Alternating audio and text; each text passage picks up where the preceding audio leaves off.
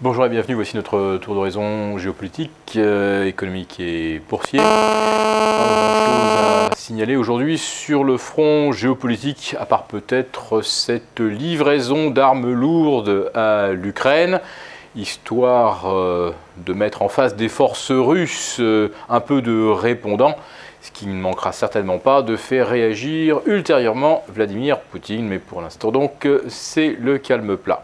Sur ce front-là, en revanche, beaucoup de mouvements et de volatilité en Chine, après une chute de 13,5% la semaine dernière.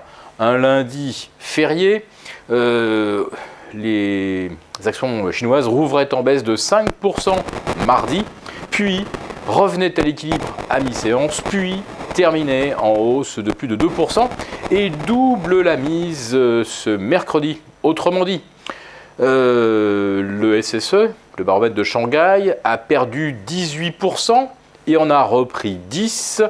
L'indice de Shenzhen en a perdu plus de 20% et en a repris également 10%. Autrement dit, nous assistons à un retracement classique de 50% du mouvement de baisse.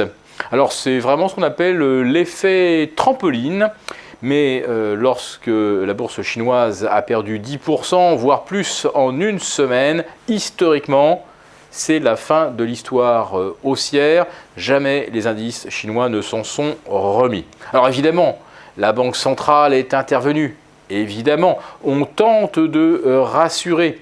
Mais ce n'est pas en offrant plus de liquidités ou en permettant aux opérateurs de prendre plus de levier à la hausse que l'on va solutionner le problème. Au contraire, on ne fait que amplifier le risque de déflagration.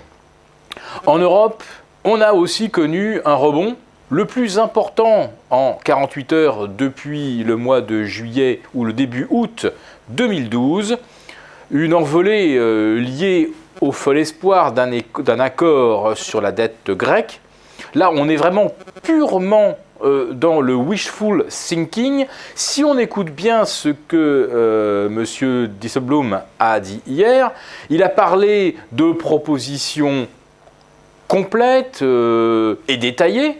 Il n'a jamais dit que les propositions grecques étaient acceptables. D'ailleurs, la partie allemande a dit pour sa part qu'il n'y avait rien de neuf dans les propositions grecques.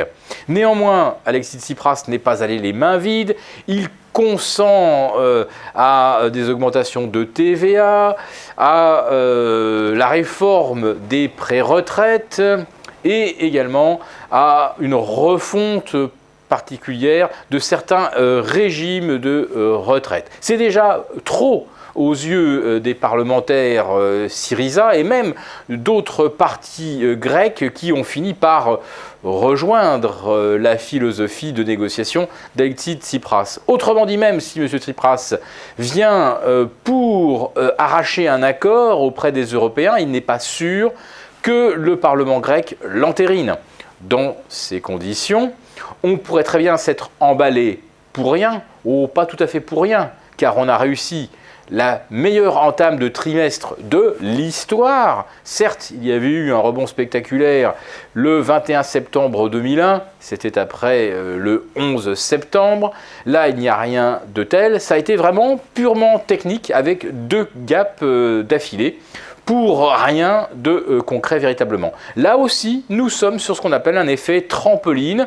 On perd 11%, on en reprend jusqu'à 7 à la Bourse de Paris en 30 heures de cotation en linéaire. C'est absolument colossal, surtout qu'il n'y a rien de concret derrière. Et puis à Wall Street, on voit bien que le S&P plafonne maintenant aux alentours des 2130.